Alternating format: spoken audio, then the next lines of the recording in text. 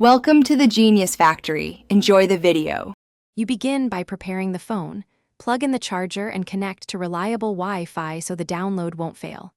Once done, back up essential data, photos, contacts, and app settings to Samsung Cloud or an SD card because updates can occasionally reset settings. Now open Settings, scroll to Software Update, and tap Download and Install. The device will check for a firmware build. You're taking these steps to avoid interruptions and data loss, and to ensure the package applies cleanly. You'll check storage next. Make sure you have 1 to 2 GB free so the OTA package can unpack properly. Delete large files if necessary. Then tap Download. Keep the phone awake and connected to Wi-Fi because interrupting the download risks corruption. When the download completes, you'll see prompts to install now or schedule. Choose Install Now to proceed immediately.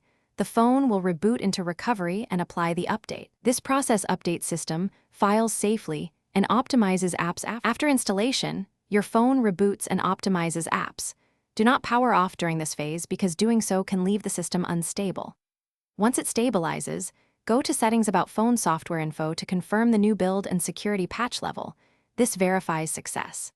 If the update fails or you see boot loops, clear the cache partition from recovery, retry the OTA, or use Samsung's Smart Switch on a PC to reinstall firmware. That single troubleshooting tip, cache wipe, fixes many partial update issues. Thanks for watching. If you found this helpful, don't forget to like and subscribe.